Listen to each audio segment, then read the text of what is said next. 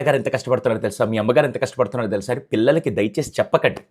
అదేంటి సార్ అంత మాట అంటారు? పిల్లలకి చెప్పకుంటే ఎలా తెలుస్తుంది? మీరు ప్రతిసారి వాళ్ళకి చెప్పి ఏసీ రూమ్‌లో కూర్చోబెట్టి నాన్న ఎంత కష్టపడతారో చెప్తే వాళ్ళకెలా తెలుస్తుందండి? వంటింటి ఫేస్ కూడా చూడకుండా అమ్మ ఎంత కష్టపడుతుందో వాళ్ళకెలా చెప్తే ఎలా తెలుస్తుందండి? దయచేసి పిల్లలకి కష్టాన్ని చెప్పకుండా చూపిచ్చండి లేదా పరిచయం చేయండి. ఎప్పుడైతే కష్టాన్ని పరిచయం చేస్తారో అంటే ఒక నాన్న మొన్న నేను కోకోకోలా ఫ్యాక్టరీకెళ్ళానండి. అక్కడ కోకోకోలా ఫ్యాక్టరీ అంటే చాలామంది అనుకుంటారు హ్యాపీగా లగ్జరియస్‌గా ఏసీ క్యాబిన్‌లో ఉంటదనుకుంటారు. కానీ అక్కడికెళ్ళిన తర్వాత వాళ్ళు ఎక్సెసివ్ హీట్‌లో వర్క్ చేస్తుంటే ఆ బాధేంటో చూశాను. గ్రాన్యూల్స్ ఫార్మా కంపెనీకెళ్ళినప్పుడు అక్కడికెళ్ళి వాళ్ళు పని చేస్తుంటే ఆ కష్టం ఎలా ఉంటుందో నేను చూశాను.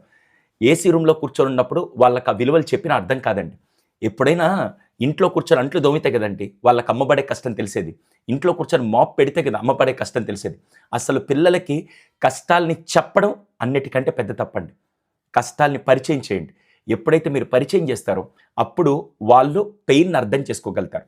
This is my sincere request. ఈ సమ్మర్‌కి వీలైతే నాన్నగారు ఏదైతే పని చేస్తారో అది ఏ పనైనా సరే షాప్‌లో కూర్చొని బిజినెస్ చేసే పనైనా సరే వాళ్ళకి ఆ కష్టాన్ని తెలియచేయండి. 8-10 గంటల పాటు సిస్టమ్ ముందు కూర్చొని వర్క్ చేసే సాఫ్ట్‌వేర్ ఎంప్లాయీ అయినా సరే వాళ్ళు ఎంత స్ట్రెస్ తీసుకుంటారో, ఎంత టెన్షన్ తీసుకుంటారో, లేకుంటే అమ్మ వంటింట్లో కూర్చొని మన కోసం ఒక 2 వెరైటీస్ ఆఫ్ ఫుడ్ ప్రిపేర్ చేయాలంటే ఎంత కష్టపడుతుందని వాళ్ళకి పరిచయం చెయ్యండి. ఎంతమంది దీన్ని ఒప్పుకుంటారు? అంతేగాని ఏసీలో కూర్చోబెట్టి ఎండ గురించి చెప్పినా, కారులో కూర్చోబెట్టి కాలి నడకన గురించి చెప్పినా వాళ్ళకి అర్థం కాదండి. దయచేసి ఈ సమ్మర్‌లో ఇలా ప్లాన్ చేయండి. దీని మీద మీ ఒపీనియన్ ఏంటో కింద కామెంట్ సెక్షన్‌లో తెలియచేయండి. ఇటువంటి మరిన్ని వీడియోస్ కావాలంటే please follow us. Thank you.